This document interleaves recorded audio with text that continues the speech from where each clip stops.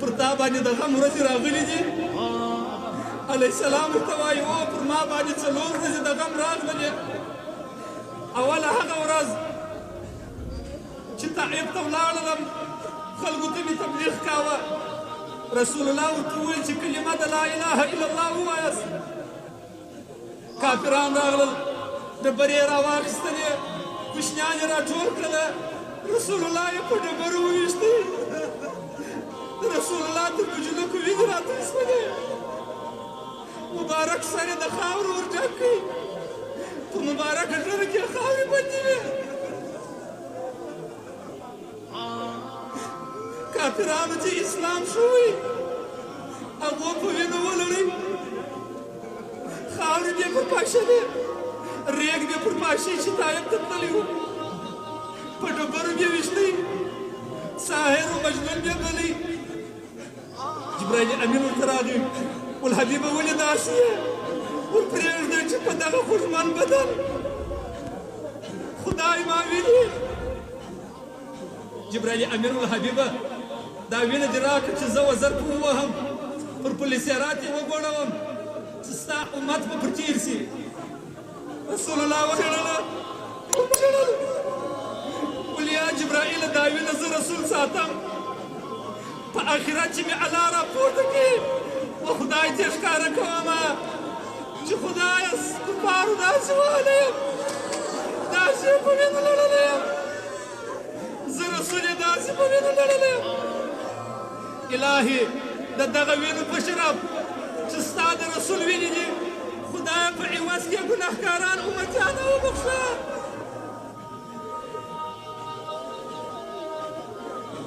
خدایه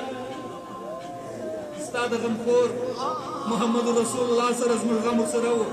و یوه ورځ دغه د طائف ورځ وه چې پر ما باندې ډېر تکلیف و زحمت راغی بله هغه ورځ د تکلیف علیه السلام وایي د مکې په بازار کې مې قریش ته نصیحت کاوه تبلیغ مې کاوه چې ابولهب راغی لو ډبره یې راواخیستل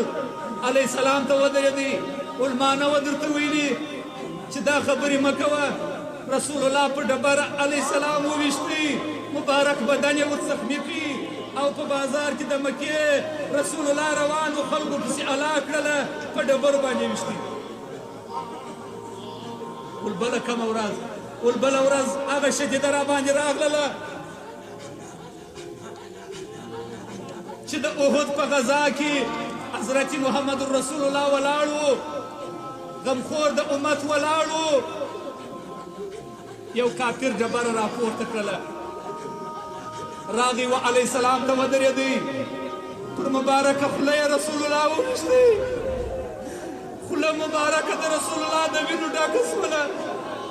مبارک 2 غاښونه یې لاندې راولوېدل شونډان مبارکان یې په وینو باندې نښته شول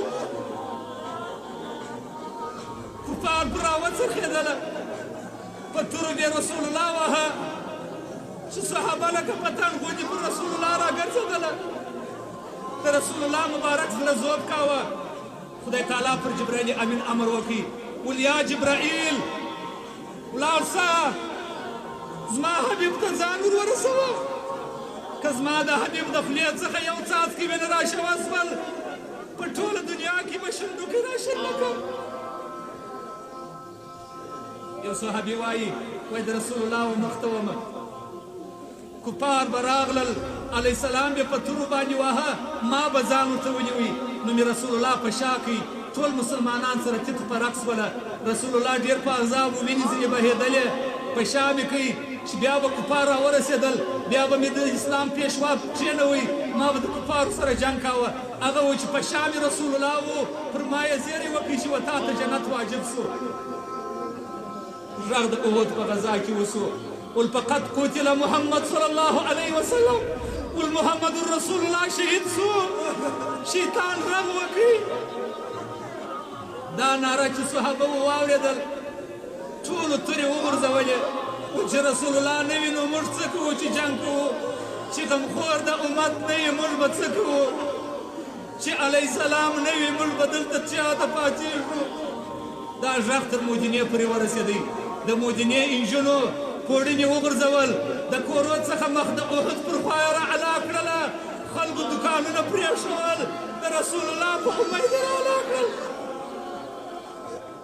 بیبي فاطمه چې خبره شوله دواړه امامین یې تر لاس ونیول لږې پښې یې د مدینې په کوڅو کې راځغستله د یا ابابکر وا محمده وا احمد نارې یې وهلې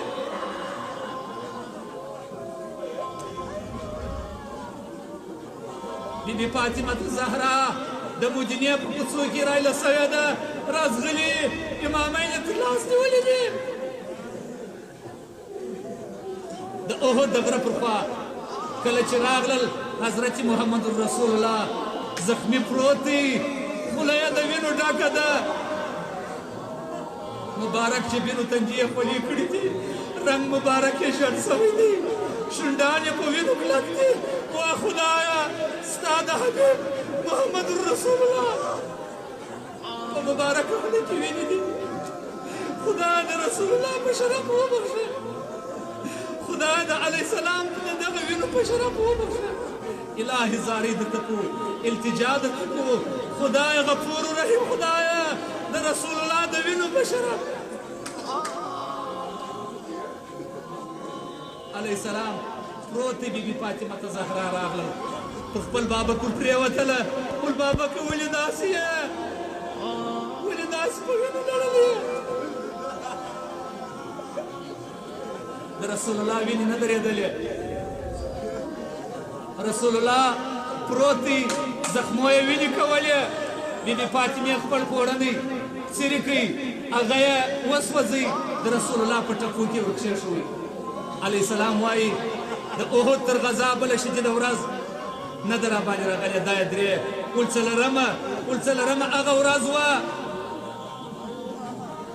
چې جبرائیل امین راغی د رنګ بڼې تغییر خوړلی و